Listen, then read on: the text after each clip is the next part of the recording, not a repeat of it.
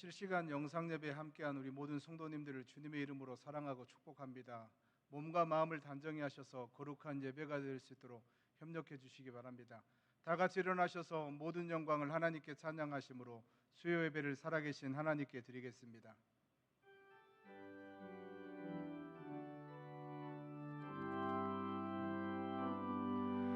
모든 영광을 하나님께, 모든 영광을 하나님께, 온 마음과 뜻 다해 예배합니다. 모든 영광을 하나님께.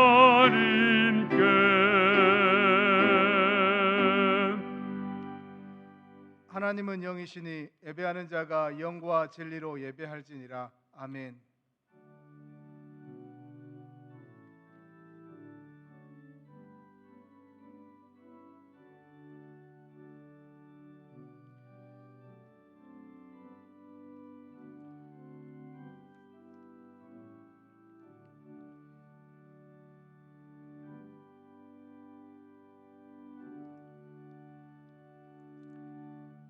사랑의 하나님, 감사합니다. 주일 이후 3일 동안도 주님의 은혜 속에 지내게 하여 주셨다가 수요 예배로 저희들을 하나님 앞으로 불러주시고 살아계신 하나님을 예배할 수 있는 큰 은혜를 허락하여 주시니 감사합니다.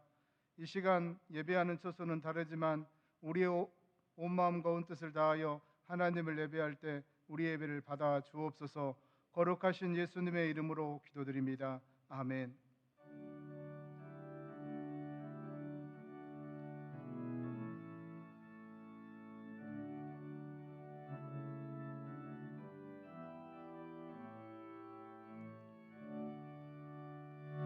하늘에 가득 찬 영광의 하나님, 온 땅에 충만한 존귀하신 하나님, 생명과 빛으로 지혜와 권능으로 언제나 우리를 지키시는 하나님, 성부와 성자와 성령 삼위의 하나님, 우리 예배를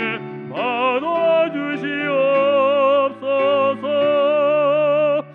사랑이 넘치는 자비하신 하나님, 은혜가 풍성한 구원의 하나님, 참회의 심령에 평안을 주시었고 죄악과 허물을 용서하여 주소서. 찬송과 영광과 생명 구원의 하나님, 우리 예배를 받아주시옵소서.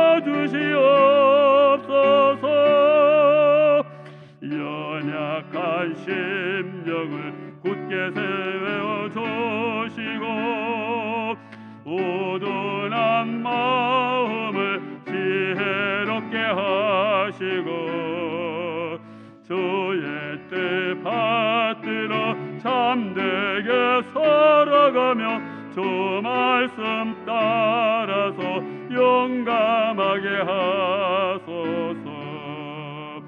권능과 지혜와 사랑 은혜의 하나님, 우리 예배를 받아주시옵소서. 주 앞에 나올 때 우리 마음 기쁘고 그 말씀 힘되어 새 희망이 솟는다. 고난도 슬픔도 이기게 하시옵고 영원에 잇대어 살아가게 하소서. 우리의 자랑과 기쁨 생명의 하나님, 우리 예배를 받아주시옵소서.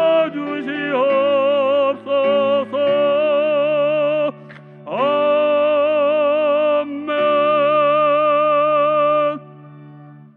전능하사 천지를 만드신 하나님 아버지를 내가 믿사오며 그 외아들 우리 주 예수 그리스도를 믿사오니 이는 성령으로 잉태하사 동정녀 마리아에게 나시고 본디오 빌라도에게 고난을 받으사 십자가에 못 박혀 죽으시고 장사한 지 사흘 만에 죽은 자 가운데서 다시 살아나시며 하늘에 오르사 전능하신 하나님 우편에 앉아 계시다가 저리로서 산 자와 죽은 자를 심판하러 오시리라. 성령을 믿사오며 거룩한 공회와 성도가 서로 교통하는 것과 죄를 사하여 주시는 것과 몸이 다시 사는 것과 영원히 사는 것을 믿사옵나이다. 아멘.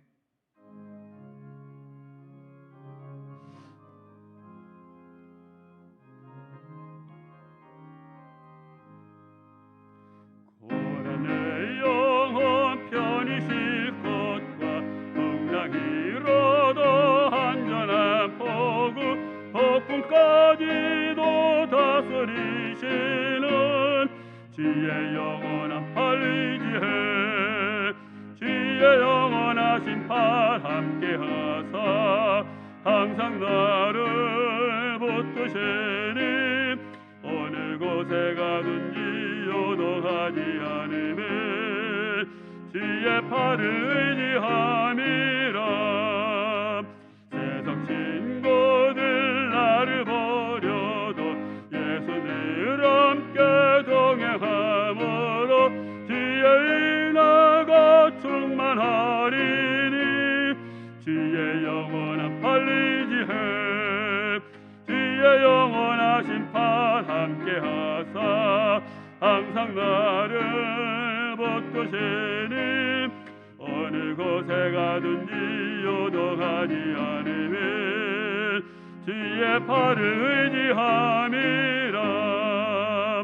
나의 믿음이 연약해져도 미리 예비한 힘을 주시며 위태할 때도 함보하시는 지혜 영원한 팔리지해 지혜 영원하신 팔 함께하사 항상 나를 붙드시니 어느 곳에 가든지 요동하지 않으면 지혜 팔을 의지함이라. 능치 못한 것 주께 없으니 나의 일생을 주께 맡기면 나의 모든 짐 대신 지시니 지혜 영원한 팔리지해 지혜 영원하신 팔 함께하사 항상 나를 붙드시니 어느 곳에 가든지 요동하지 않음을 주의 팔을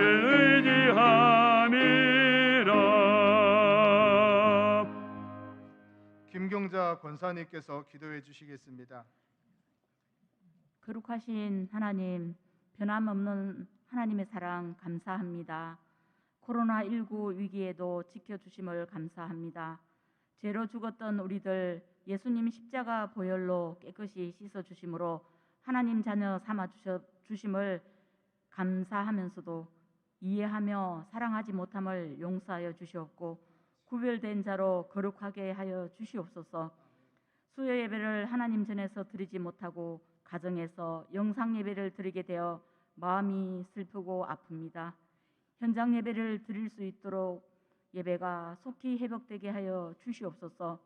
우리들의 죄로 인해 코로나19 상황 속에서 예배가 자유롭지 못하고 신앙생활에 많은 제재를 받고 교육, 정치, 경제, 사회 등 순조롭지 못하고 혼란스럽습니다. 이 문제를 해결하실 분은 오직 하나님 한 분뿐임을 인정하며 놀랍게 역사하시는 하나님의 능력을 보게 하여 주시옵소서.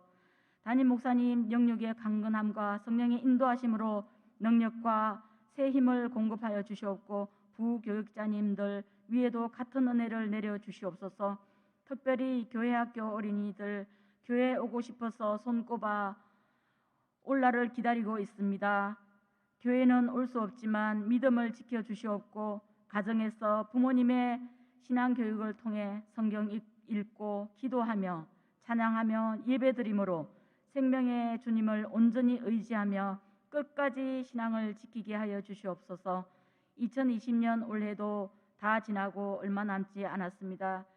올 한 해 다하지 못한 것 유정의 미를 거두는 해가 되기를 원하옵고 2021년도에는 코로나가 종식되어서 새해에는 신실한 일꾼들이 세워지고 적재적소에서 충성과 헌신함으로 하나님 나라를 아름답게 세워나가게 하여 주시옵소서. 한희선 목사님 단위에 세워주심으로 그침없는 인생이란 제목으로 하나님 말씀 선포하실 때에 오직 영과 진리와 함께 하시는 예배가 되며 예배 모든 순서를 하나님 손에 올려드립니다. 영광 받아주시며 감사합니다. 예수님의 이름으로 기도드리옵나이다. 아멘.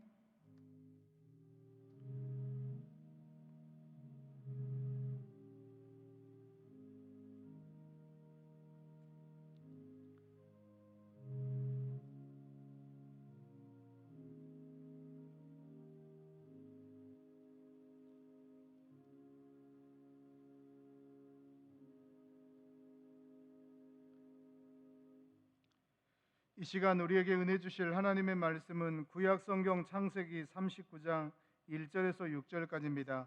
구약 성경 60쪽에 있습니다. 창세기 39장 1절에서 6절까지입니다. 창세기 39장 1절부터 제가 읽겠습니다. 요셉이 이끌려 애굽에 내려가매 바로의 신하 친위 대장 애굽 사람 보디발이 그를 그리로 데려간 이스마엘 사람의 손에서 요셉을 사니라. 여호와께서 요셉과 함께 하심으로 그가 형통한 자가 되어 그의 주인 애굽 사람의 집에 있으니 그의 주인이 여호와께서 그와 함께 하심을 보며 또 여호와께서 그의 범사에 형통하게 하심을 보았더라. 요셉이 그의 주인에게 은혜를 입어 섬김에 그가 요셉을 가정 총무로 삼고 자기의 소유를 다 그의 손에 위탁하니 그가 요셉에게 자기의 집과 그의 모든 소유물을 주관하게 한 때부터 여호와께서 요셉을 위하여 그 애굽 사람의 집에 복을 내리심으로 여호와의 복이 그의 집과 밭에 있는 모든 소유에 미친지라. 주인이 그의 소유를 다 요셉의 손에 위탁하고 자기가 먹는 음식 외에는 간섭하지 아니하였더라. 요셉은 용모가 빼어나고 아름다웠더라. 아멘. 이 시간 한희선 목사님 나오셔서 주의 말씀 선포해 주시겠습니다. 같이 기도하겠습니다. 하나님, 하나님의 말씀을 함께 나누고자 합니다.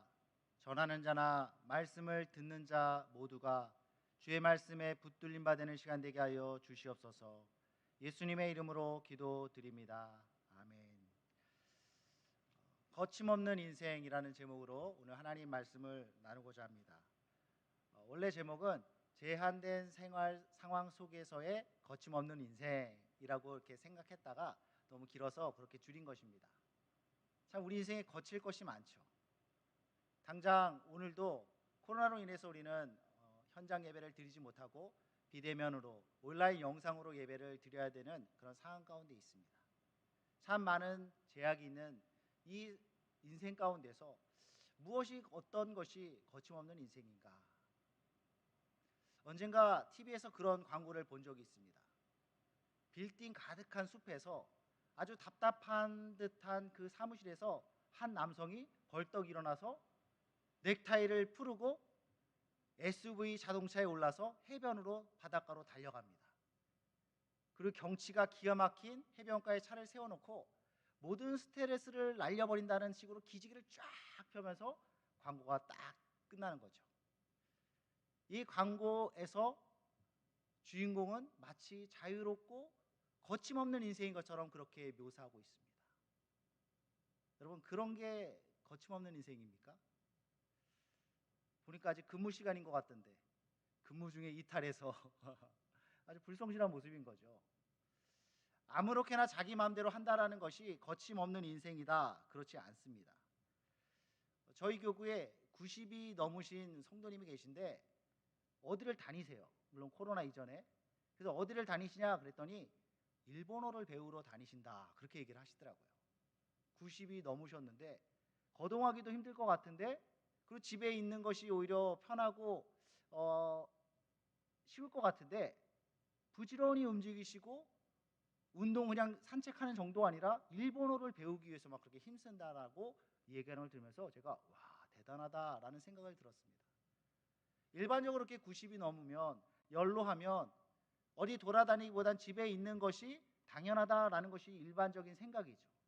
근데 이분은 그런 편견을 깨고 정말 거침없는 그런 노장 파워를 보여주셨습니다. 무엇을 배우러 다니는 것만 거침없는 인생이 아니라고 생각합니다.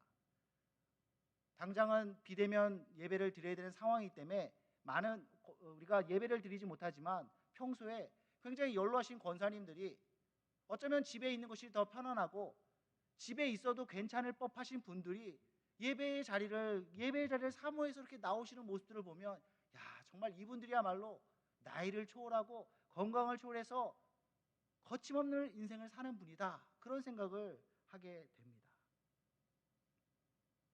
오늘날 우리가 살고 있는 지금 시대는 참 많은 제약들이 있습니다.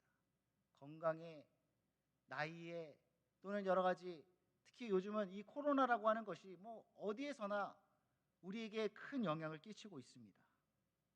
그래서 이 코로나에 꽁꽁 묶이고 제약되고 주저앉게 되는 경우들이 얼마나 많습니까?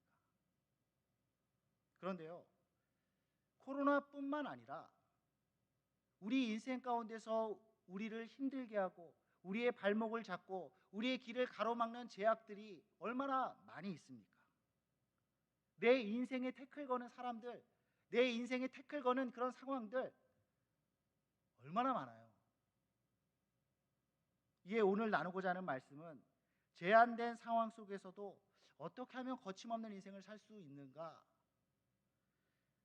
내 마음대로 살겠다는 것이 아니라 하나님의 부르심을 받은 주의 성도로서 여러 가지 제약 속에서 어떻게 부르심에 반응하여 거침없는 인생을 살 것인가 함께 본문을 중심으로 나누고자 합니다.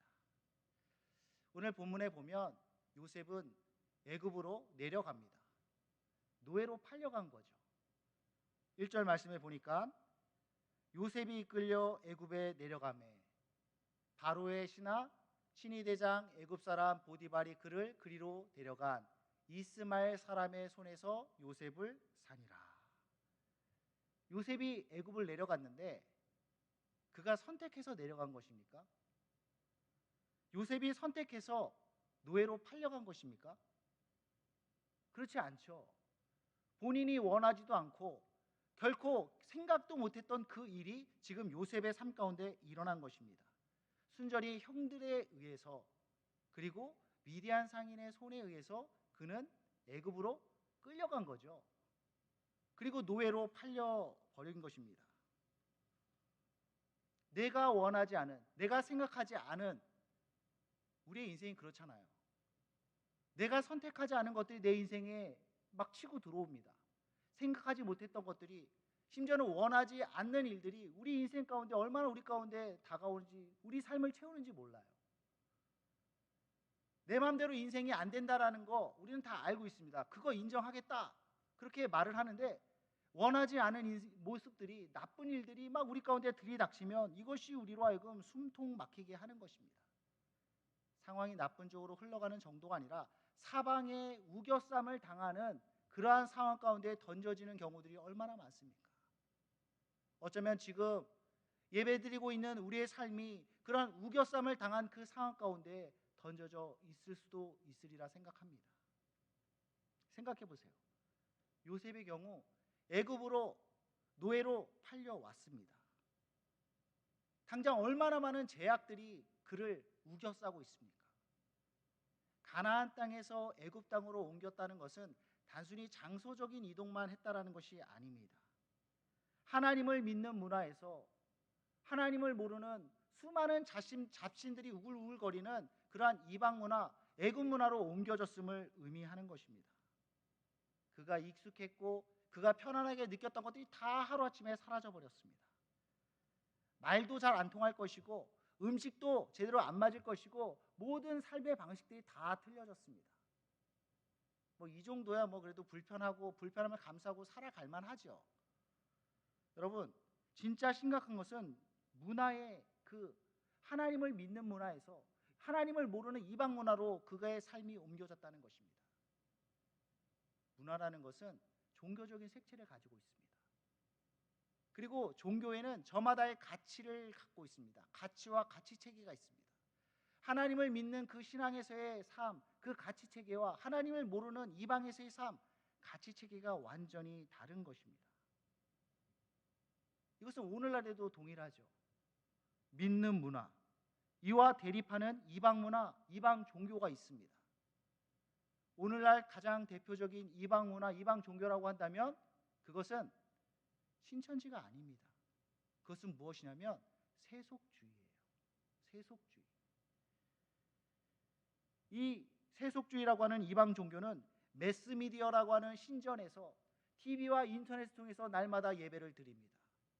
그리고 그들은 이방 문화의 가치를 전파합니다. 대표적인 이들의 교리가 뭔지 아세요? 외모 지상주의, 그리고 물질 만능주의. 이쁘고 잘생기면 다 되는 거예요. 다 용서가 되는 거예요. 상대적으로 얼굴이 좀 떨어진다, 얼굴이 좀 험하게 생겼다, 살기가 너무 힘들어요. 이건 불공평한 거죠. 그리고 사람의 존재보다, 그 가치보다 물질이, 돈이 더 중요하게 여겨집니다. 물질 만능주의. 말만 바뀌었지 이러한 것은 3,000년 전에도 그대로 있었던 것입니다. 바알을 숭배했고 만몬을 숭상했던 것이 여러 가지 이름으로, 바뀌어진 이름으로, 외모지상주의라는 이름으로, 물질주의라는 이름으로 바뀌어져서 우리 가운데에 깊숙이 스며들어와 있다는 것입니다. 요셉은 그런 문화적인, 종교적인 가치 충돌의 현장 가운데 놓여졌습니다. 우리가 잘 아는 것처럼 애굽은 태양신에서부터 나일강의 신에 이르기까지 참 많은 신들이 있는 그런 종교입니다. 모세가 출애굽할 때 하나님께서 모세를 통해서 애굽을 10가지 재앙으로 치지 않습니까? 그 10가지 재앙에 나오는 그것들이 사실은 애굽을 대표하는 신들입니다. 그 내용들을 보면 개구리도 있고 파리도 있고 이도 있고, 이게 다 그들이 섬기는 신들이에요. 그런 잡신의 나라, 종교적인 색채가 강한 애굽 가운데에서 이제 요셉은 살아내야 됩니다. 더욱이 자기 마음대로 개인의 자유가 있는 그런 삶을 살고 있는 것이 아니라 노예로서 단체로 살아야 되는 그런 상황 가운데 놓여 있다는 것입니다. 그런 가운데서 자신의 종교, 자신의 믿음을 지킨다는 것은 이게 의지만으로 될 일입니까? 술에 술 탄 듯 물에 물 탄 듯 그냥 가만히 있으면 나의 그 믿음의 색깔은 금세 잊어버린, 사라져버릴 그러한 문화 배경이라는 것입니다. 그래서 요셉이 자신의 그 신앙의 색깔을 잃어버립니까? 하나님을 잃어버렸습니까? 그렇지 않죠. 오히려 이방 문화 가운데에서 우상의 틈바구니 가운데서 살아가는 그 요셉은 더 하나님의 색채를 더욱더 진하게 드러냅니다. 하나님을 모르는 나라에서 노예 주제에 하나님을 잃어버리고 신앙을 잃어버리는 게 여러분 당연하지 않습니까? 오히려 그게 자연스럽죠. 거대한 이방 문화 속에서 그 문화에 순응되지 않고 자기 신앙을 지킨다는 것, 이게 놀라운 기적이 아닐 수 없습니다. 요셉은 그랬습니다. 어떻게 그럴 수 있었습니까? 2절에 보니까 여호와께서 요셉과 함께 하심으로, 여호와께서 요셉과 함께 하심으로 그는 그 이방 문화 가운데서도 중심을 지킬 수 있었다라는 것입니다. 우리가 기억해야 될 중요한 사실이 있는데, 요셉이 분명 대단한 사람입니다. 그런데 이것이 단순히 요셉이 우리보다 더 의지가 뛰어났고 더 성실했고 더 열심히 살았기 때문에 그 믿음과 신앙을 지켜낸 것이 아닙니다.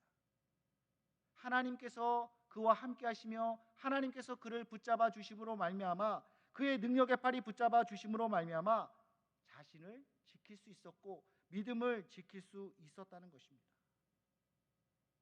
요셉이 대단했기 때문에 그랬다라는 것이 아니라 하나님이 그와 함께 하셨기 때문에, 하나님이 그를 붙잡아 주셨기 때문에 그 믿음을 지킬 수 있었다라는 거죠. 이게 우리의 소망이 되는 것입니다. 참 나을 것 없는, 의지 약하기로 어디 가서 뒤지지 않는 우리지만, 의지도 약하고 믿음도 약하고 참 그런 부족한 투성인 우리지만, 하나님께서 우리를 함께 하시며 우리를 붙잡아 주실 때 우리는 흔들리지 않고 견고히 설 수 있다라는 것이죠. 그러므로 우리에게는 의지를 다지는 것도 필요하지만 하나님에 대한 간구가 우리에게는 있어야 될 것입니다. 하나님, 세상의 거센 세속문화 가운데서 나를 지켜 주시옵소서. 하나님이 나와 함께 하실 때 나를 지킬 수 있습니다. 나와 함께 해 주시고 내가 믿음으로 주님 앞에 나아갈 수 있도록 붙잡아 주시옵소서. 그런 간구가 우리 가운데 끊임없이 있어야 되는 것입니다. 그리고 요셉은 노예라고 하는 신분의 제약이 있었습니다. 지금 요셉이 유학생으로 애굽에 내려간 것이 아니죠. 또는 외교관으로 그렇게 애굽에 내려간 것이 아닙니다. 그는 은 20의 노예로 팔려서, 참 그것도 형제들에 의해서 팔렸어요. 노예로 팔렸다는 것 자체도 참 힘든 일이지만 자기 가족들에게, 형제들에게 그렇게 뒤통수 맞듯이 노예로 팔렸다는 것이 얼마나 큰 아픔이었습니까? 그리고 노예는 선택의 여지가 없잖아요. 내 마음대로 할 수 있는 게 없잖아요. 자유가 없는 사람입니다. 내 마음대로 돌아다닐 수 있습니까? 행동을 할 수 있습니까? 먹는 거, 작는 거 이런 것들을 내 마음대로 할 수 있습니까? 하나도 자기 마음대로 할 수가 없습니다. 자유가 없습니다. 주인의 뜻에 따라 먹을 수 있고 쉴 수 있고 일할 수 있는 것이 노예의 삶인 것입니다. 말 그대로 노예라고 하면 딱 그 쇠사슬로 그 발목을 묶여 있는 것처럼 제한 가운데 있는 삶, 그 자체였다라는 것입니다.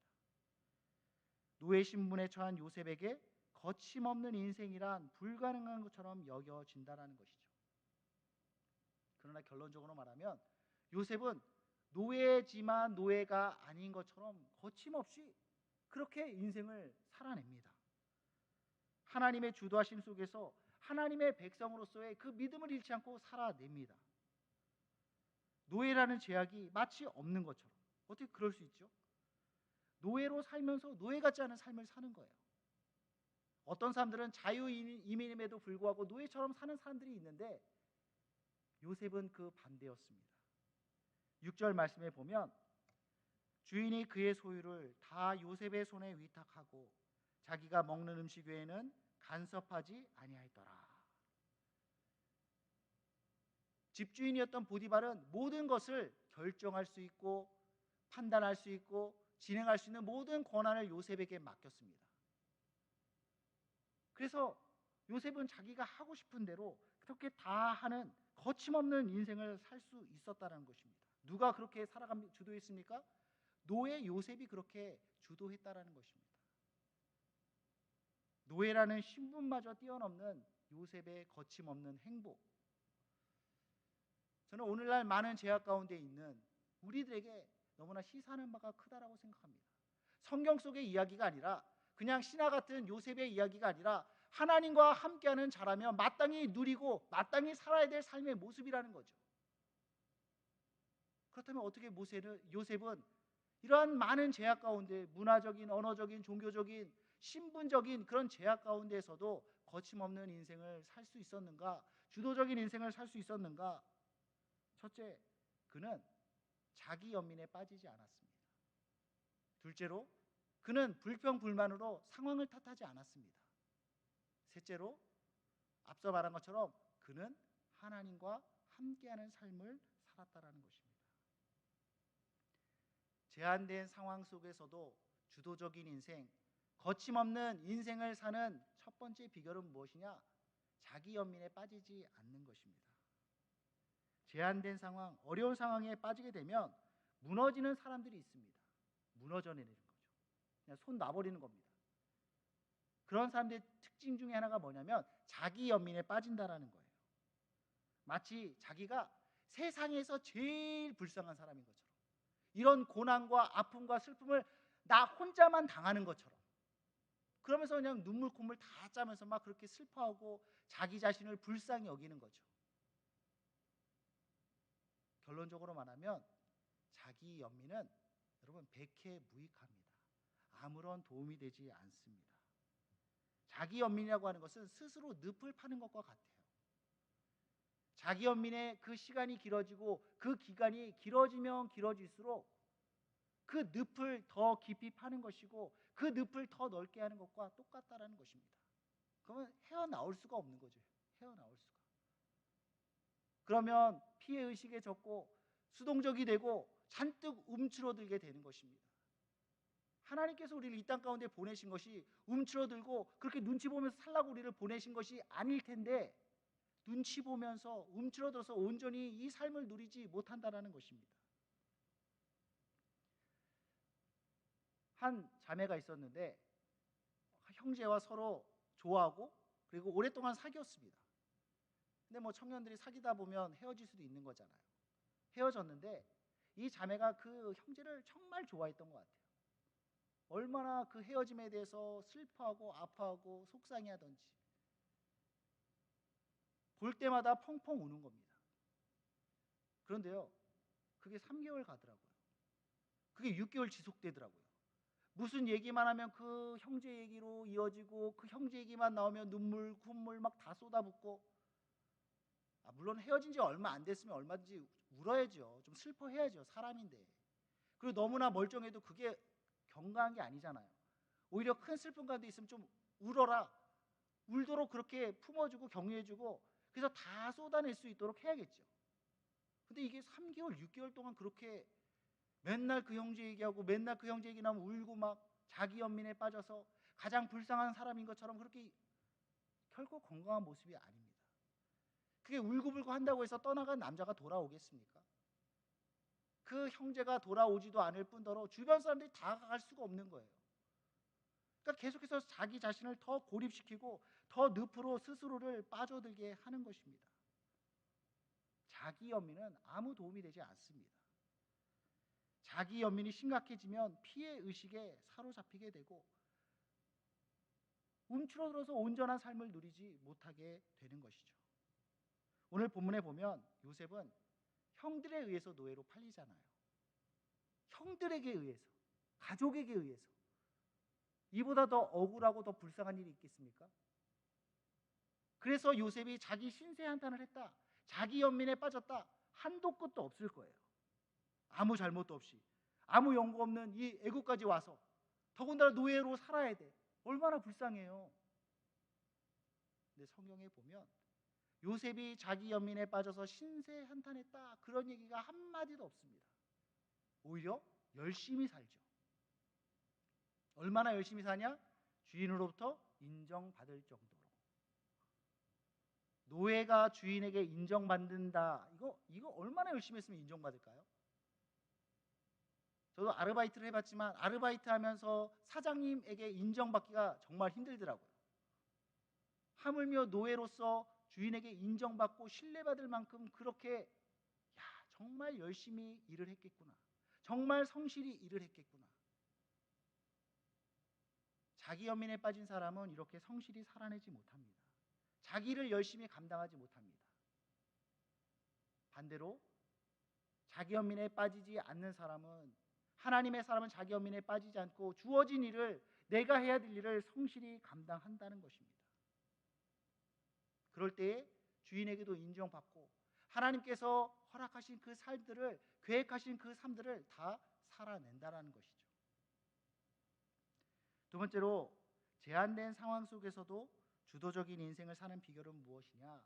그것은 불평불만을 하지 않는 것입니다. 반대로 말하면 제한된 상황들, 많은 제약들 가운데서 무너지는 사람들의 특징이 뭐냐면 불평불만하는 사람들이에요. 사람들을 탓하고 상황을 탓하고 주변 것들을 탓하고, 자기 연민과 불평불만, 현실을 받아들이지 않는다는 점에서 똑같습니다. 현실을 받아들일 수 없으니까, 현실이 가혹하다고 생각하니까 자기 연민에 빠지는 거죠. 불평불만도 이 현실이 힘드니까, 받아들이기 힘드니까 이것에서 거부하며 분노하는 반응을 나타내는 것입니다. 다만 두 가지의 이 자기 연민과 불평불만의 차이라고 한다면, 자기 연민은 그 현실을 거부하면서 자신을 피해자로 만드는 거죠. 자신을 피해자로 만들어서 현실로부터 나를 도피시키고자 하는, 그래서 자기 변명을 하고 자기 합리화를 하는 것입니다. 반면 불평불만은 현실에 대한 거부와 분노를 외부로 발산하는 거죠. 외부로. 다른 사람들, 주변 상황들, 주변에 나 빼고 다른 사람들이 이 상황들이 다 잘못한 거야. 다 나쁘게 된 거야. 주변을 탓한다라는 것입니다. 다른 사람을 탓하고 환경을 탓하고 모든 책임을 전가합니다. 나는 잘못한 게 없다. 나는 억울하다. 이거죠. 그러나 자기 연민처럼 불평불만은 우리 삶에 하나도 도움이 되지 않습니다. 불평불만하는 그러한 불평불만에 사로잡힌 사람은 결코 현실을 치고 나갈 수가 없습니다. 그리고 무엇보다 중요한 것은 하나님이 불평불만을 기뻐하지 않는다는 것입니다. 기뻐하지 않는 정도 아니라 싫어하십니다. 광야에서 이스라엘 백성들을 보십시오. 그들은 광야 여정 내내 불평불만이 그 입에서 떠나지 않습니다. 물 없다고 불평하고, 고기 먹고 싶다고 불평하고, 만나 지겹다고 불평하고. 근데 하나님은 그런 얘기를 들으시면서 그래 고기를 주십니다. 그래 물을 주십니다. 그래 갈 길을 인도해 주십니다. 근데 계속 불평만이 끊이지 않는 거예요. 결국 어떻게 됩니까? 불평만이 입에서 떠나지 않았던 그 1세대들은 그 광야에서 다 죽게 되는 것이죠. 물론 그들이 놓인 상황은 분명히 광야라고 하는 물이 없는, 먹을 것이 없는 그러한 제약, 그러한 한계 가운데 놓여져 있었습니다. 그게 분명히 제약 가운데 제약이 있었어요. 그러나 더 중요한 사실은 전능하신 하나님이 그들과 함께 계셨고 그들의 모든 필요를 공급해 주시는 그 하나님이 그들 가운데 있었다라는 것이죠. 근데 그들은 그것은 생각하지 않고 불평불만하게 바빴다라는 것입니다. 여러분, 왜 하나님께서 우리 삶 가운데 불평불만을 싫어하시는 줄 아십니까? 기뻐하지 않는 줄 아십니까? 불평불만은 하나님에 대한 불신이기 때문입니다. 하나님은 우리의 아버지시잖아요. 아버지 되신 하나님께서 어련히 우리의 필요를 아시고 그 필요를 공급해 주시지 않겠습니까? 히브리서 4장 16절에 보면 때를 따라 돕는 은혜를 우리에게 공급해 주시는 분이 하나님이시다, 그렇게 기록하고 있습니다. 하나님을 신뢰하기 때문에 우리는 당장은 불편한 것 같고, 당장은 어려운 것 같고, 당장은 죽을 것 같아도 그 하나님을 신뢰하기 때문에 참을 수 있고 견딜 수 있고 전진할 수 있는 거죠. 반면 불평만한다는 것은 하나님에 대한 불신입니다. 그래서 하나님은 불평만을 싫어하세요. 여러분, 제한적인 상황이 우리의 삶을 무기력하게 하는 것이 아닙니다. 그러한 상황에 대한 우리의 잘못된 태도가 우리 삶을 제한시킨다는 것입니다. 제한된 상황이 우리를 제한된 인생으로 만드는 것이 아니라 상황에 대한 잘못된 태도가 우리의 삶을 제한시켜 버린다는 것입니다. 우리가 살아가는 삶 속에서 얼마나 많은 것들이 외부적인 일들, 우리가 어떻게 할 수 없는 일들이잖아요. 내가 원하지 않는 일들, 나에게 불행을 갖다 주는 그 일들이 외부에서 발생되어집니다. 내 의사와 상관없이 그렇게 일어날 때가 많습니다. 그런데 그런 측면에서 우리 인생이라고 하는 것은 참 수동적일 수밖에 없는 거죠. 내가 어떻게 관여하는 것이 아니라 발생되어지니까, 그러한 것이 나에게 다가오니까 수동적인 것처럼 여겨지지만 우리는 그러한 삶 속에서도 주도적인 인생을 살 수 있다는 것입니다. 어떻게요?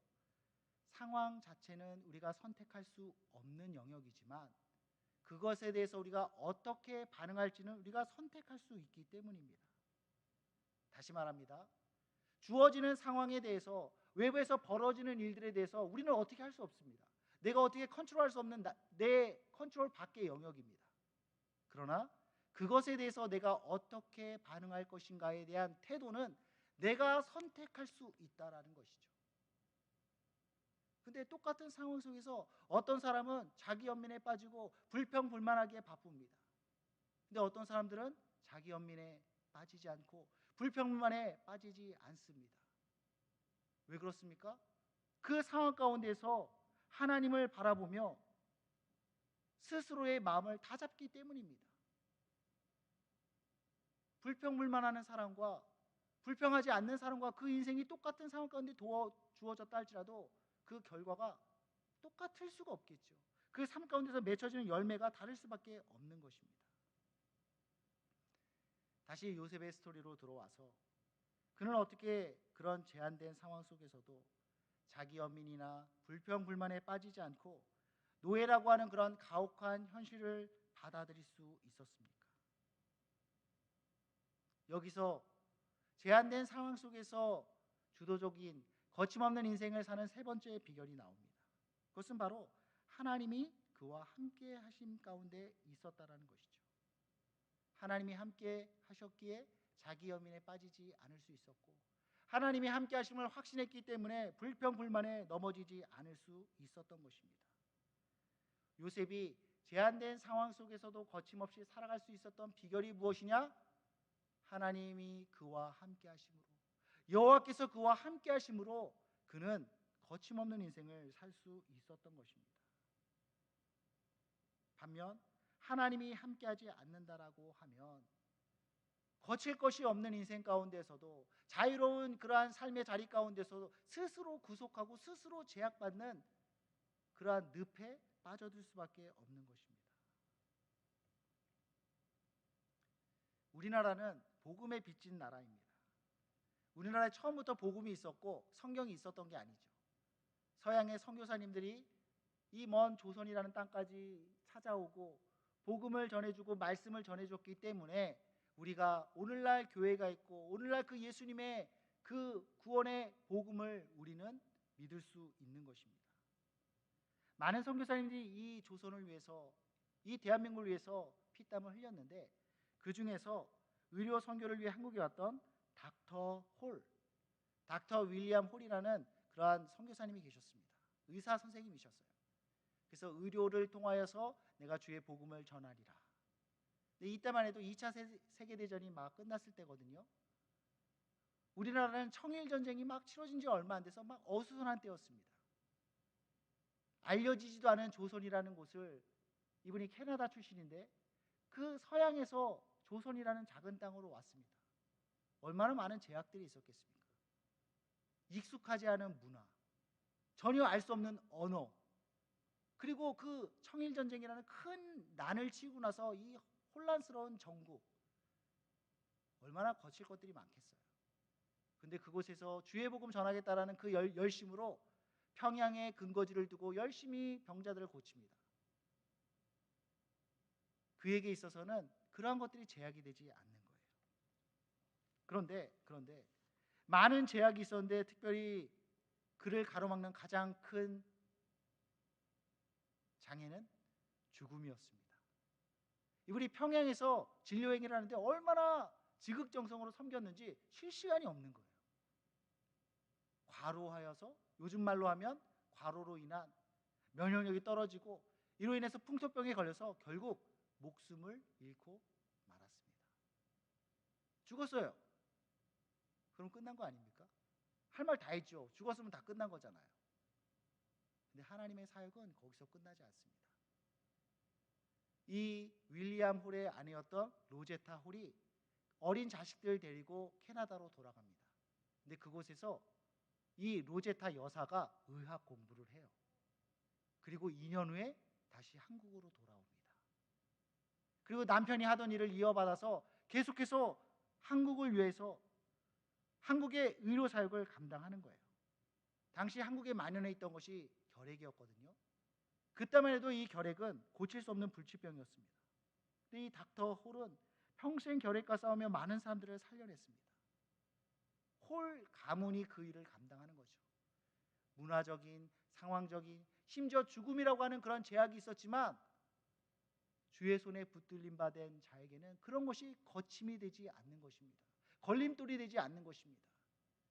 그것에서 의료 사역을 통하여서 주의 복음을 전하며 얼마나 많은 일들을 감당했는 줄 모릅니다. 그리고 그의 아들 셔우드 홀도 의사가 돼서 또 한국으로 돌아와요. 이분들이 대단한 헌신이고 귀한 헌신이었지만 하나님께서 그들을 붙잡고 하나님께서 일하실 때에 하나님이 함께하는 사람에게는 그 어떤 것도 제약이 될 수 없다라는 것입니다. 문화적인, 언어적인, 심지어 그 죽음이라고 하는 것까지도 장애가 되지 않는 것입니다. 양화진 가면 많은 선교사님들이 묻혀 계시죠. 그 중에 보면 허버트 선교사님 분이 있는데 이분도 이 조선의 청년들을 일깨우기 위해서 목숨 바쳐서 이 땅 가운데서 수고하신 선교사님입니다. 참 얼마나 많은 제약이 있었을까. 이분이 그런 말씀을 하셨더라고요. 나는 웨스트민스터 사원보다 한국에 묻히기를 원하노라. 영국에 있는 웨스트민스터 사원, 왕족들이 묻히고 섹스피어가 묻혀 있고 많은 명사들이 묻혀 있는, 그래서 거기에 묻히는 것이면 묻힐 수 있다면 영광스러운 일인데 나는 그것보다 이 대한민국에서 묻히는 것이 더 묻히고 싶다. 그렇게 소원을 가졌던 분입니다. 그런 뜨거운 마음으로 조선을 위해 일했고 복음을 위해 일했고 거침없는 사역을 감당하다 결국 이 땅 가운데 묻혀 마포에 있는 양화진 선교사에 묻히게 되었습니다. 우리는 이런 선교사님의 참 많은 수고와 헌신의 빚진 자들이죠. 하나님이 함께 하시는 선교사님들, 그러므로 거침없는 사역들을 감당하셨던 그분들, 그 수고와 피로 오늘날 한국교회가 세워질 수 있었던 것이겠죠. 여러분, 우리 가운데는 어떤 한계가 있습니까? 어떤 제약이 우리를 가로막고 있습니까? 물질적인 제약들이 우리 삶을 가로막고 있습니까? 건강이라고 하는 제약이 우리의 나아가는 걸음을 가로막고 있습니까? 아니면 코로나라고 하는 이 상황이 우리를 옥죄고 있습니까? 우리의 발목을 붙잡고 있습니까? 분명한 것은 그것이 어떤 제약이 되었든 하나님이 함께하는 우리의 걸음을 막을 수 없다라는 것입니다. 요셉을 보세요. 문화적인, 신분적인 여러 가지 제약이 있었지만 하나님이 함께함으로 그것들을 거침없이 다 이겨내지 않습니까? 하나님께서 계획하셨던 그 삶을 살아가기에 마치 걸림돌이 없었던 것처럼 결과만 보면 야, 이 사람은 그냥 탄탄대로를 살았구나 라고 생각할 만큼 그렇게 거침없는 인생을 살았습니다. 사실은 그렇지 않죠. 많은 거침이 있고 많은 걸림돌이 있었지만 하나님이 함께 하심으로 그것들을 이겨낼 수 있었던 것이죠. 그런 것들을 뛰어넘을 수 있었던 것입니다. 여러분, 그는 자신의 신세를 한탄하며 자기 연민에 빠지지 않았습니다. 억울하고 불합리한 상황 가운데 있었지만 불평불만하며 형들을 탓하고 상황을 탓하지 않았습니다. 하나님이 함께 하심으로 그 하나님을 바라봤고 그 하나님을 신뢰했고 그러므로 인내하며 견딜 수 있었던 것입니다. 그러한 하나님에 대한 신뢰가 하나님을 붙잡는 그 모습이 그로 하여금 거침없는 인생을 살도록 역사했다라는 것입니다. 바라기는 우리도 그러한 삶 살기를 원합니다. 우리도 많은 제약이 있지만 앞으로도 분명히 많은 제약들이 우리 앞에 있을 거지만 그럼에도 거침없는 인생을 살아낼 수 있길 바랍니다. 하나님께서 여호수아에게 이렇게 말씀하십니다. 여호수아 1장 5절 말씀. 내 평생에 너를 능히 대적할 자가 없으리니 내가 모세와 함께 있었던 것 같이 너와 함께 있을 것임이라. 내가 너를 떠나지 아니하며 버리지 아니하리니. 모세와 내가 함께 했던 것처럼 내가 너와 함께 할 것이다. 그러므로 그 어떤 것도 능히 너를 대적할 수 없을 것이다. 너를 이길 수 없을 것이다. 여호수아에게 찾아와 주시고 그에게 내가 너와 함께하리라 말씀해 주셨던 그 하나님께서 오늘 우리에게도 이 동일한 말씀을 주시는 줄 믿습니다. 내가 너와 함께할 것이다. 그 어떤 것도 너희를 능히 대적하지 못하도록 내가 너희의 능력이 되어줄 것이다. 여호수아에게만 주셨던 말씀이 아닙니다. 오늘 우리에게 주시는 말씀입니다. 그 말씀 붙잡고 나아갈 수 있기 원합니다. 요셉은 여호와께서 함께 하심으로 형통한 삶을 살았던 자입니다. 형통한 삶. 많은 제약과 많은 거침과 사방의 우겨쌈을 당하지만 하나님이 함께 하심으로 그런 것들을 뛰어넘는, 오히려 세상을 압도하는 인생을 살아내는 거침없는 인생이었습니다. 요셉과 같이 하나님께 붙들린 바 되어서 여러 가지 한계들을, 나이라는 한계를, 건강이라고 하는 한계를, 코로나라고 하는 한계들을 뛰어넘고 하나님이 우리를 통해서 이루시기 원하시는 그 일들을 이뤄낼 수 있는 우리 모두가 될 수 있기를 바랍니다. 말씀을 정리하도록 하겠습니다. 요셉은 애굽의 노예로 팔려갔습니다. 철저히 고립된, 뭘 생각할 수도 없는, 자유를 말할 수도 없는 그런 노예 상태로 그렇게 던져져 버린 거죠. 문화적인, 언어적인, 신분적인 그런 제한 가운데 놓여졌습니다. 그러나 그러한 상황 가운데 요셉은 압도되지 않아요. 자기 연민에 빠지지 않아요. 불평불만하며 세월을 탓하고 사람들 탓하지 않습니다. 어떻게 그럴 수 있었습니까? 어떻게 그런 암담한 현실을 받아들이며 어떻게 암담한 현실 속에서도 무너지지 않고 한 걸음씩 한 걸음씩 자기의 삶을 살아갈 수 있었느냐고요. 다른 것이 아닙니다. 여호와께서 함께 하심으로, 여호와 하나님이 그와 함께함으로 그는 거침없는 인생을 살 수 있었습니다. 전능하신 하나님께서 능력의 오른팔로 요셉을 붙잡아 주심으로 말미암아 그러한 삶을 살아낸 것입니다. 노예이지만 노예 같지도 않은 자유로운 거침없는 인생을 살아갈 수 있었던 것입니다. 바라기는 우리 모두가 주의 손에 붙들린 바 되어서 내가 세상 끝날까지 너희와 항상 함께 있으리라 약속해 주신 그 주님의 말씀처럼 주님의 붙잡힌 바 되어서 주와 함께함으로 말미암아 제한된 상황 속에서도 많은 장애와 거침 속에서도 거침없이 달려나갈 수 있는 우리 모두가 될 수 있기를 주님의 이름으로 축원드립니다. 기도하겠습니다. 하나님, 우리 삶 가운데는 많은 거침이 있습니다. 부침이 있습니다. 태클이 있습니다. 그러나 여호와께서 우리와 함께 하실 때에 우리는 흔들리지 않습니다. 우리는 넘어지지 않습니다. 우리와 함께 하시는 그 주님을 붙잡고 그 주님을 의지하여 주와 함께 전진하는 인생, 승리하는 인생 살 수 있도록 역사해 주시옵소서. 감사드리며 예수님의 이름으로 기도드립니다. 아멘.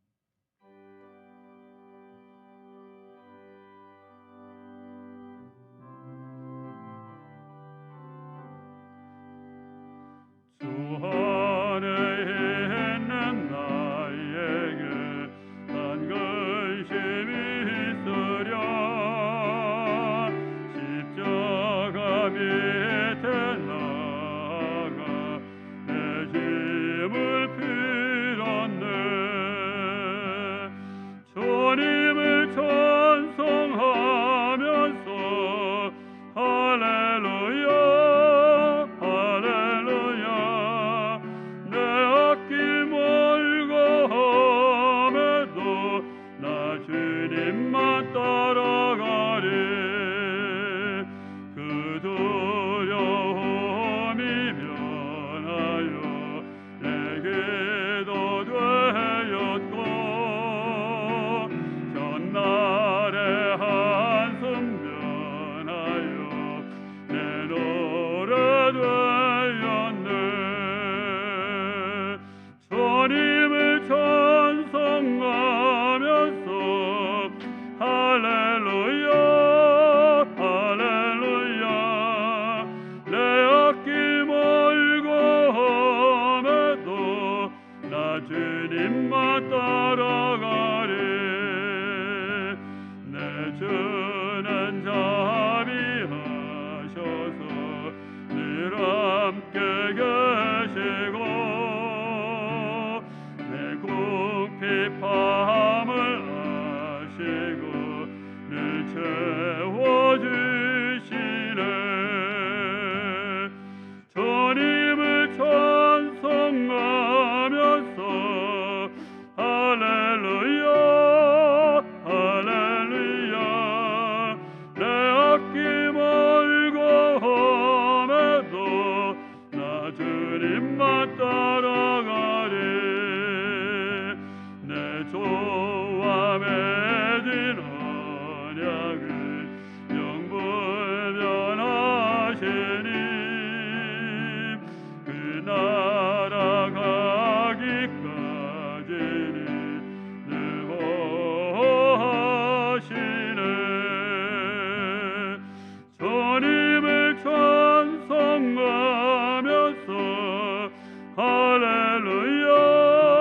할렐루야 내 앞길 멀고 험해도 나 주님만 따라가리. 이 시간에도 우리가 주의 말씀을 통하여 큰 은혜를 받았습니다. 부딪힘이 많은 세상, 거침이 많은 세상, 제약적인 요새가 많은 세상 가운데서 하나님과 동행하는 삶이 되게 해달라고 이 시간 기도해 주시고, 또한 한 해를 주 안에서 잘 마무리하고 새해를 주 안에서 계획할 수 있는 우리의 교회와 또한 우리의 가정과 또한 우리의 모든 삶이 되게 해달라고 이 시간 기도해 주시길 바랍니다. 또한 우리 성광의 연약한 모든 공동체들을 붙잡아 주시고, 이 코로나 상황 속에서도 하나님을 바라보는 믿음 속에서 다시금 일어설 수 있는 모든 자들 되게 해달라고 이 시간 우리 다 같이 함께 주여 한번 부르시고 기도하겠습니다.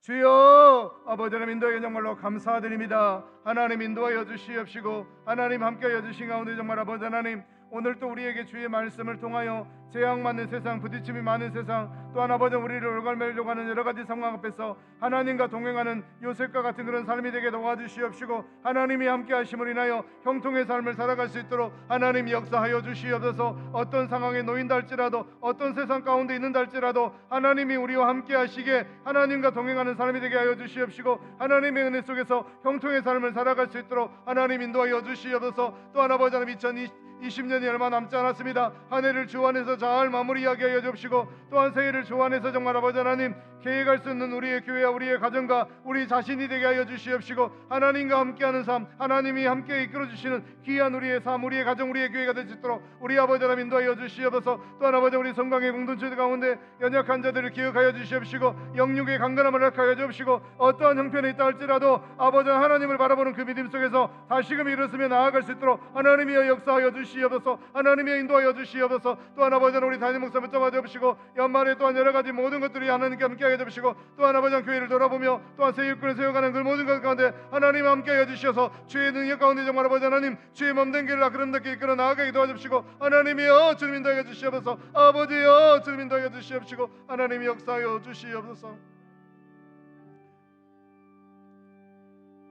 사랑의 하나님 감사합니다. 부딪힘이 많은 세상, 제약적인 요새가 많은 세상, 그런 세상 가운데서 우리의 힘으로는 살아갈 수 없지만 요셉이 하나님과 함께 할 때 형통의 삶을 살아갈 수 있었던 것처럼 하나님 오늘 우리에게도 하나님과 함께하는 삶이 되게 하여 주시고, 또한 그 하나님의 함께하심 속에서 형통의 삶을 살아가게 하여 주시옵소서. 또한 아버지 하나님 2020년이 20여일 남아 있습니다.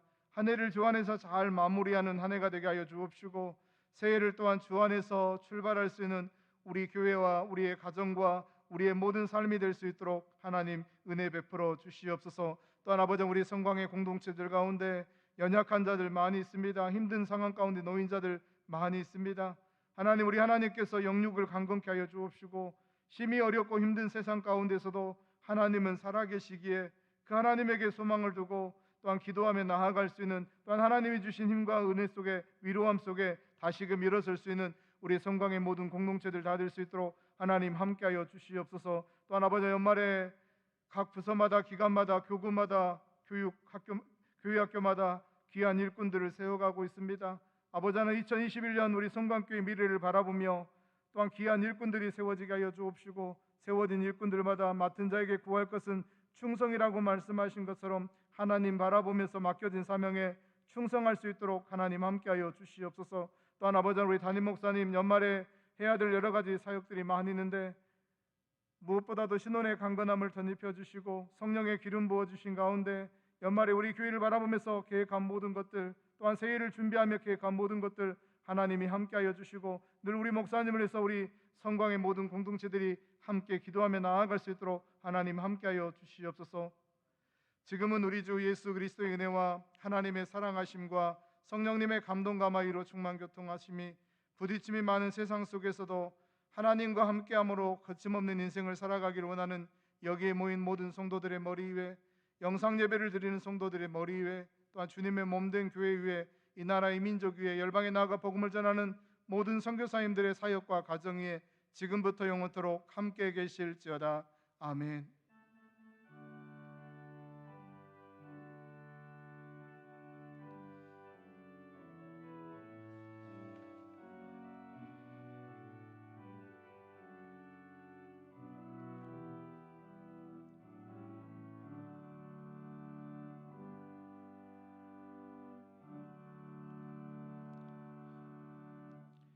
교회 소식을 알려드리도록 하겠습니다. 주보를 참조해 주시고 은퇴식이 다음 주일 3부 예배 후에 바로 이 자리에서 있겠습니다.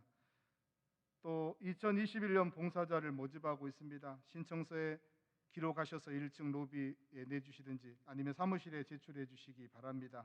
또한 각 기관 총회가 12월 20일까지 맞춰줘야 되는데 지금 코로나19 사회적 거리 격상으로 인해서 교회 모여서 기관 총회를 하지 못하는데 카톡을 통해서든지 또한 그룹톡을 통해서든지 내년 일꾼들을 세워주시고 또한 모든 것들이 조직이 세워진 가운데서 사무실에 임원 명단을 제출해 주시기 바랍니다. 그리고 일주일에 한 번씩 기도 대행진에 늘 참석해 주시고 기도와 말씀 필사하는 일에 힘을 써주는 우리 송광희 성도님들 되시기 바랍니다. 그리고 기아대책에서 나누어 주신 사랑의 밥그릇 저금통도 12월 27일 우리 교회에서 이제 다 수고해서 전달하려고 하는데 지금 비대면 예배 상황이기 때문에 예배 시간에 오셔서 못 가져다 드리는데 개인별적으로 교회에 오셔서 기도 대행진에 참석하실 때 개별적으로 오셔서 사무실에 제출해 주시면 감사하겠습니다. 그리고 결혼식 광고 드리겠습니다. 남양주 교구의 윤혁용, 김동순 집사님의 아들 윤태환 군의 결혼식이 12월 12일 토요일 오후 2시 20분에 송파구 충민로에 있는 가든파이브 웨딩 컨벤션에서 있습니다. 많은 분들 또 참석하셔서 축하해 주시기 바랍니다. 그리고 사회적 거리두기 2.5단계 격상으로 인해서 앞으로 당분간 비대면 영상 예배가 진행되는데 교회에서 지시하는 상황들을 잘 참조하셔가지고 거기에 협조해 주시기를 바랍니다. 찬송가 430장 부르시면서 수요 예배를 마치도록 하겠습니다.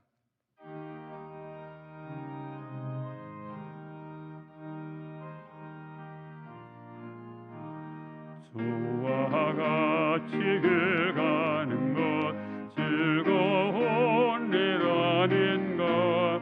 우리 주님 걸어가신 발자취를 밟겠네. 한 걸음 한 걸음 주 예수와